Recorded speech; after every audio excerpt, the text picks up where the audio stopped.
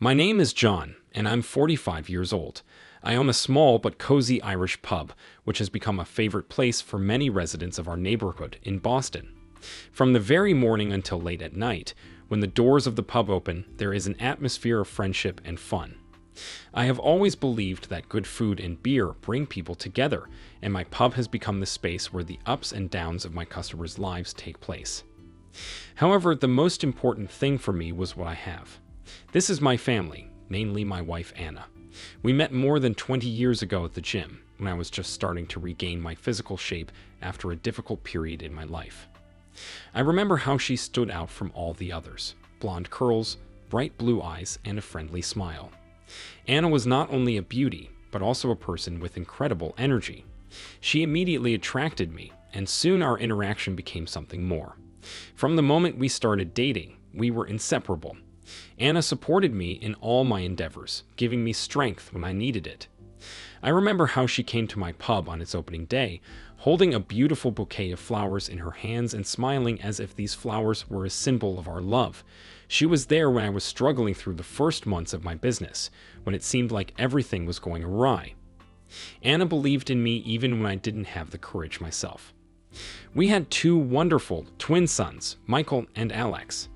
They gave us a lot of happiness and completely changed our lives. Teenagers flying forward, they are full of energy and ideas, and sometimes I catch myself thinking how fast they are growing up. Every day spent with them brings new moments of joy, which, like petals, form a beautiful wreath of memories. I was proud to raise them together with Anna, putting our values and beliefs into their lives. Anna works in the office of a large corporation and holds a prestigious position. She was always purposeful and hardworking, which could not but arouse respect. She came home from work tired every day, but she still found the strength for our boys. Our lives were planned out like a perfect symphony, sharing responsibilities, classes with children, romantic evenings, and noisy family dinners in the pub, where live music was turned on and everyone gathered together. As it always seemed to me, Anna was happy in our marriage. We did our best to keep the spark alive. But lately, a shadow of fatigue has begun to seep into my wife's eyes. That's what alerted me. Every day it bothered me more and more that she had changed. There was some kind of internal discomfort in her that I couldn't try to explain. Happiness, which seemed cloudless, began to weigh on me like a shadow creeping into the bright sun of our lives. I have always tried to be a stable bulwark for our family, but anxiety was growing inside me. Perhaps I didn't notice the mundane little things, distracted by running a pub and raising children. But every day doubt grew in my heart. Thinking about these things, I couldn't get rid of the feeling that something was wrong. I was ready to do anything to protect my family and find out the truth, even if it scared me. Over the past few months, I've started to notice strange changes in Anna. I noticed it, oddly enough, in the little things. We have always planned our lives down to the smallest detail, from work schedules to family weekends. But then the deviations began. At first, they were small and inconspicuous. Anna was late at work, which in fact was not unusual for her position in the corporation. The presence of large projects often obliges her to stay late. It seems that this is a requirement of her position. However, after a while, her delays began to occur more often. She started leaving the house without explanation and returned late in the evening, when dinner was already cooling on the table and the children managed to get to their rooms. The distant look in her eyes, the fatigue hidden behind a wall of imaginary employment, all this began to worry me more and more. I tried to talk to her, but every time I brought up the subject, Anna categorically refused to talk, joked, or just walked away from the conversation. I remember one evening, when we were sitting on the couch, the children were already asleep. I decided to ask her a couple of questions again. This time I insisted that she answer. I told her honestly that it was causing me concern, but her response was brief and cold. "It's okay, John. Simply, a lot of work." These words, spoken with icy calm, only added fuel to the fire of my suspicions. From time to time, her ability to hide her true feelings became so skillful that I began to doubt my own perception. Am I exaggerating? Maybe I'm just worried about a lot of things, and I'm looking for a problem where there isn't one. But my doubts were not dispelled. One day I decided to check her words. I waited for her return in the evening, sitting by the window, lost in thought. The clock was ticking, and the hands were already late at night when Anna finally returned. I immediately noticed that she looked tired, but at the same time there was a kind of embarrassed calmness on her face. I tried to ask where she had been, but her answer was simple and dry. Work. The next day, I decided to discuss it with our children. Michael and Alex already understood too much for their 13 years. I didn't want to involve them in our adult problems, but I felt that I needed their support.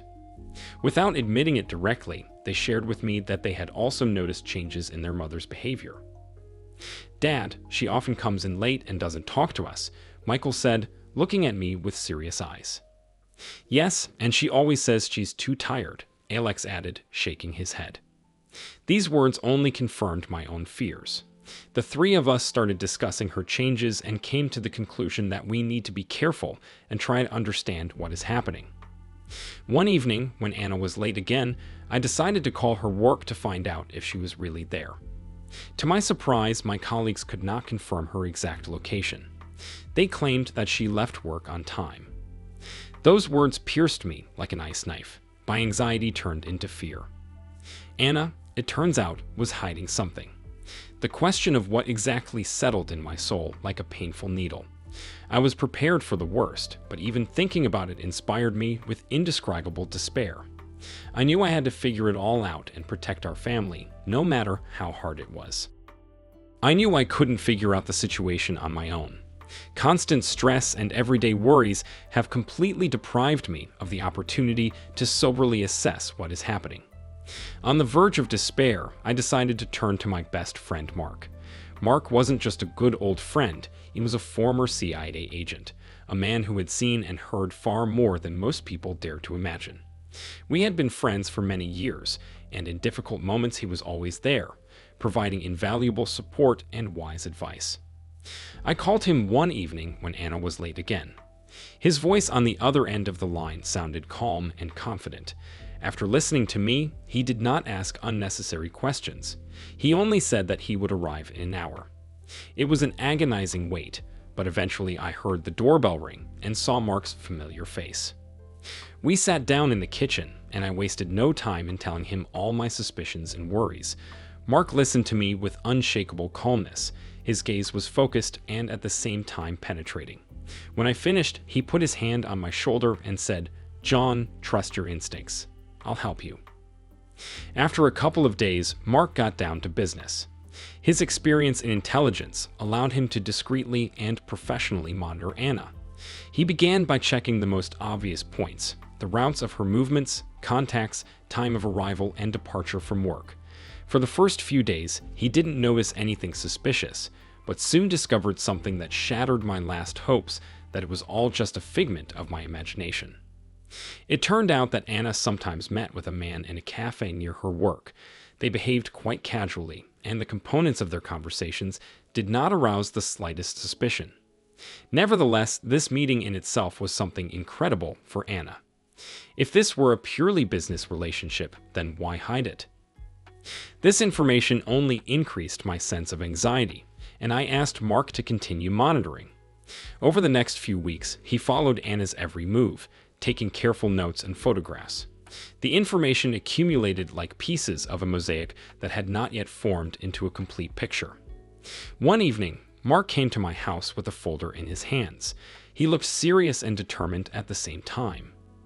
We locked ourselves in the office, where he spread out all the collected materials in front of me: photos, call prints, location reports. Everything was there: store receipts, bank statements, conversation recordings. Each of them contained the smallest details of Anna's daily life, but also something more: the people she met, the places she visited. "John," he said carefully, "I've collected everything I can. It's about Anna. I'm afraid the news is not pleasant." Inside the folder were photos of Anna dating two men, David and Paul. These were pictures taken in different places: a cafeteria, a park, even at some elegant restaurants. Everywhere, they seemed close, as if there was a strong emotional connection between them. "She's been seeing them for a while now," Mark said. I was stunned. My heart began to beat in a frenzied rhythm, and it became difficult to breathe in the room. The mind tried to deny the obvious, but the evidence was undeniable. I did not imagine that my wife, with whom we have lived for 20 years, could do this. My mind was filled with 1,000 questions. Why? How could she do that after everything we've been through together? Mark watched in silence, trying to give me space to think. Remembering how Anna and I built our lives from scratch, from the early years of marriage to raising children, I could not find a single clue to infidelity in these memories. It was like the worst nightmare, not stopping even when I woke up. Mark waited patiently, allowed me to speak out. Finally, I broke the silence. And now what should I do? How can we continue to live with such knowledge? He looked at me with understanding. It's not going to be easy, John, but it's important to remember that your feelings and well-being come first. You should not hide behind a mask of calm. Perhaps it's worth discussing this with her, perhaps contacting a lawyer. It all depends on what you want to do. We spent hours talking. Mark helped me build a plan of action step by step. We discussed all possible options, from an open conversation with Anna to legal steps. The next day, I felt a wave of strength wash over me, necessary for decisive action.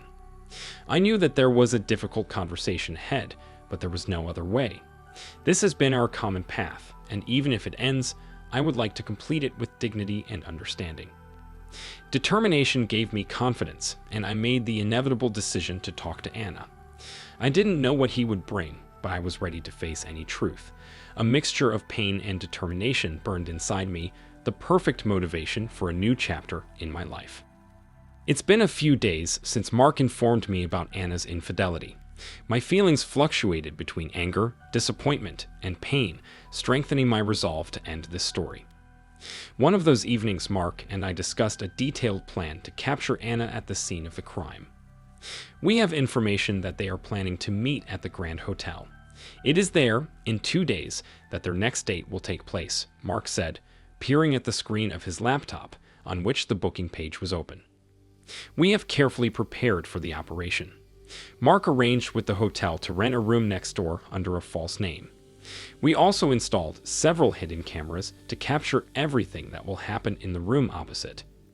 On the appointed day, my heart was pounding in my chest so that it seemed that every beat drowned out all the sounds around. We arrived at the hotel a few hours before the scheduled time to install the equipment and prepare for unforeseen circumstances. An image appeared on the monitors from the camera located opposite the door where Anna and her lovers were supposed to appear. Several long minutes passed when finally a familiar face appeared on the screen. Anna and David, talking cheerfully, went to the room. A little later, Paul joined them. I restrained myself with the last of my strength not to rush in at that moment. We had to wait until they were all in the room. When everyone was there, Mark and I quickly exchanged glances, left our room and headed for the next door. I took a deep breath and knocked hard. Footsteps sounded inside, and a moment later David opened the door. His face froze in surprise when he saw me. "What are you doing here?" He muttered in confusion, but I didn't let him finish. I pushed past him and entered the room. Paul was sitting on the bed, and his face reflected the same shock as David's. Anna, who was standing by the window, turned to us and froze in horror. She tried to say something, but the words stuck in her throat. I looked into her eyes, full of fear and embarrassment, and the silence around us became unbearable. Finally, Anna was able to say, "John, it's not what it seems, not as it seems." I interrupted, feeling anger boil up inside me. "You lied to me, betrayed our trust and our 20 years of marriage." Meanwhile, Mark had already called the hotel security. David and Paul, realizing that the situation was critical, did not know where to go. They started to move towards the door, hoping to slip away at the last moment, but were stopped by the guards, who immediately appeared. Anna tried to explain herself, but I stopped her. "We filmed everything," I said coldly. "No need to lie. It's over this time." Mark nodded, confirming my words. He and I took Anna out of the hotel together. I felt that this step was necessary and inevitable. Even though it was a painful moment, it was the culmination of our confrontation, and at the same time, the beginning of a new stage in my life. a stage where lies and betrayal will not find a place. Returning home, I felt a mixture of emptiness and relief. Now I faced a difficult task to restore my life and find a new meaning. But this time I knew that I would act with determination and honesty, which remained with me even in the most difficult times. After Anna's capture at the hotel and her confrontation with her lovers, we returned home. It was the turn of a difficult conversation. There was a tense silence in the air, and every word was resurrected with an echo reflected in the emptiness of our big house. The moment had come, and it was impossible to postpone it further. We sat opposite each other in the living room, where every corner reminded us of the years we spent together. Anna was depressed. I saw traces of tears on her face, but it did not arouse any sympathy in me. It was just a reflection of her own shame and remorse, but not the pain she caused me. "John," she began, swallowing, "I have nothing to say for myself except that I felt unhappy." I silently waited for her to continue, crossing my arms over my chest, not taking my eyes off her. I felt for a long time that something has changed between us. We stopped understanding each other. Your constant delays at work. I felt unappreciated and lonely. Her voice began to tremble. And David, Paul, they gave me the attention and care that I craved. These words burned my every feeling like acid corroding my heart. "Your words don't justify what you've done, Anna," I said coldly. "We could talk. We could find a solution together, but you chose betrayal." Anna covered her face with her hands, and a wave of sobs swept through her body. "I know that I acted meanly. There is no excuse for me. But I really loved you and always have. It's just that at some point I forgot what it meant." My thoughts were spinning like a whirlwind, each word fiercely in contact with the previous one, forming chaos. Moments from our lives popped up in my head, from the first dates to the wedding and the birth of children. How could it all turn into such a senseless nightmare? "To love is to trust," I finally said, breaking her silence. "But you destroyed everything we built. Our years, our dreams. I do not know if I will ever be able to forgive you." She tried to approach me, but I automatically pulled away. Her touch, which had once brought comfort, was now full of pain. "Forgiveness is hard to earn, and maybe you'll never forgive me," Anna said slowly. "But I'm willing to do anything to restore our trust." Our conversation lasted for hours. We discussed everything from her motives and emotions to our possible next steps. I offered temporary separation so that we could think about the situation. Anna agreed without looking up. That night was the longest of my life. I lay awake, feeling every corner of my mind for answers. How to live on. How do I stay honest with myself and my feelings? The next morning, I packed my things and went to one of my friends. The quiet apartment became a refuge for me, where I could digest what was happening. In the coming weeks, Anna and I rarely contacted each other, only when necessary. Each conversation was hard and bitter, but necessary. As time passed, I realized that forgiveness does not come suddenly.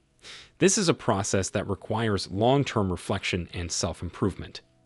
Anna tried to prove her sincerity, but my wounds haven't healed yet. I started taking steps for my own recovery. I visited a psychologist, spent more time with my children, and looked for new interests to work on myself. For Anna, the situation has also become a difficult ordeal. She visited a therapist, tried to sort out her feelings and the reasons for her actions. Together, we started going to a family psychologist to see if there was a future for our marriage. The world we knew was shattered, but there were still sprouts of hope under the rubble. We both realized that recovery takes time, effort, and patience. Our journey was far from over, but every step brought us closer to a new chapter, a life where lies and betrayal should not find a place. The decision not to forgive Anna for treason was not formed immediately. The period I spent thinking about it was filled with violent emotions, from anger to disappointment. Finally, I realized that it was impossible to continue living with a man who had destroyed everything we had built. Making this decision was one of the hardest steps in my life, but it became inevitable. We filed for divorce. The first court sessions were held in a tense atmosphere. Every time Anna entered the hall, my heart sank, but all emotions faded into the background before the certainty that I had to protect our children. The main issue, of course, was custody. I couldn't let Anna, after all that had happened, raise the children. In court, we talked about everything. About her missing days, about meetings with lovers, and how it all affected the children. When the court sided with me, I felt a huge stone fall off my shoulders. The headache from the endless court sessions and the heaviness in my heart due to the ruined family were replaced by something like relief. Anna lost custody of her children, and this was the last blow for her in a series of those that she had already experienced. The scandal that broke out after our divorce has reached incredible proportions. Anna was fired from her job, and her reputation was destroyed. She worked for a large company where everyone knew her story. She had lost friends and support, and despite everything that was going on, I didn't have a shred of sympathy. It was her punishment. Then she had to move to another city and start all over again. It was a solo journey into the unknown. She was looking for a new job, trying to recover, but her every move was full of fear and uncertainty. I imagined how difficult it would be for her to build her existence from scratch again, but her suffering did not overshadow the pain and humiliation she caused me and our children. It was her choice, and the consequences were increasingly clear. Soon Mark and I prepared a separate revenge surprise for her lovers. We found out that both of these people were married family men. So we have collected all possible dirt, photos, messages, details of their meetings. We carefully sent all this to their wives and also sent it to their workplaces. After a while, the lives of these losers descended into hell. These two stupid males were now also on the verge of divorce, and their careers began to turn to ashes. Every time I heard about new details of their downfall, I felt a kind of grim satisfaction. It wasn't a pure feeling, but it brought me a little comfort. They took my comfortable life away from me and paid the price for it. All this time, my children have adapted to a new life. I tried to be a support for them, to spend as much time with them as possible. It was important for me to give them stability, a world in which there would be no place for past mistakes. However, even in moments of joy, when I saw their smiles and laughter, a shadow of bitterness remained inside. Life began to improve. My children have found joy in new hobbies and friends, and I have seen them begin to forget about the difficult moments of the past. I just had to continue to protect them and provide everything necessary for a happy childhood. Sometimes, in the deep nights, sadness rolled over. I was thinking what our life might look like if none of this had happened. Perhaps we could try to deal with the problems, find a common language. But every time I thought about it, I realized that everything we had done was inevitable. Guilt and forgiveness were issues of the past, and now only one path is important for us, the path to a brighter future. Every time Anna asked to see the children, I refused. I knew that they needed stability, and her mistakes should not concern their future lives.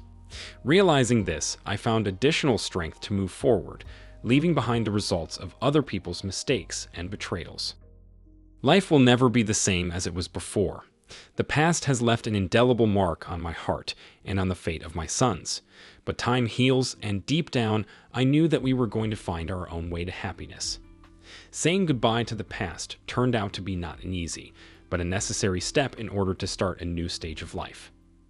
My main goal was to take care of my sons and provide them with a better life.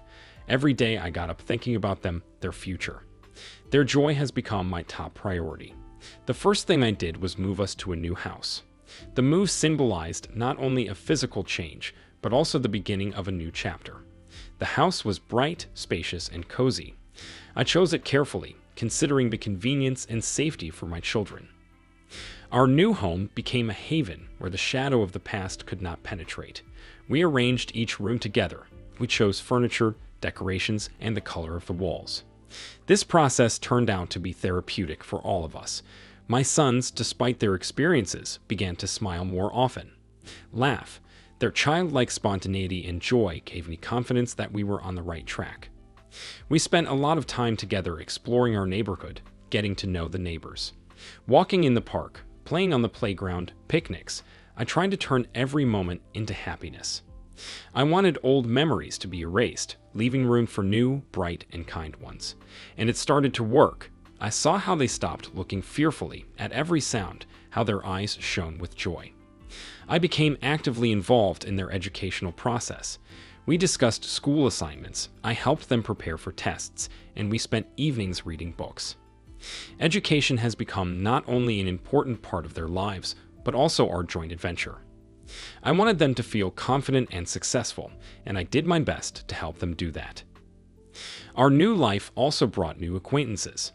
I started building a social circle among other parents, participating in school and neighborhood events. It was not easy for me. Every time I went to meet new people, I overcame internal barriers. But it was necessary in order to create a safe environment for my children. Soon we made many new friends, which added new colors and joy to life. At the same time, I continued to work on my career. The previous job no longer brought joy, and therefore I decided to change my field of activity. The new job not only gave me a stable income, but also allowed me to develop professionally. Every new project, every new meeting with clients gave me a sense of accomplishment and confidence in the future. But even in the sea of new achievements and victories, waves of memories rolled in from time to time. In the evenings when the children were already asleep, I allowed myself to immerse myself in thoughts about the past. These moments gave me the opportunity to realize the whole path that we had traveled. Every difficulty we went through made us stronger. Every obstacle made us more confident. I realized that one of the most important decisions in my life was to leave behind people who did not appreciate our common history and move forward. At times, Anna was still trying to contact the children. Her calls and letters were rare, but each time they brought confusion. I tried to protect the children from these meetings, knowing that they carry more pain than joy. But one day I had to make a difficult decision to let them meet. I put personal grudges aside and realized that children have rights to their mother, no matter what. The first meeting was awkward and tense. Anna looked exhausted, as if all her strength had gone into fighting her own demons. But the children, despite all that had happened, hugged her. Their childlike purity and unconditional love showed me once again that, despite betrayal and pain, there will always be a place for forgiveness in the hearts of children. I watched this meeting from afar, trying not to interfere, and realized that perhaps it was time for a small step towards reconciliation. Not for Anna and me, but for our children, who were and remain the brightest part of our common history. Dear friends, thank you for listening to this story. If you like my content, please rate this video with a like and don't forget to subscribe to the channel. Have a nice day.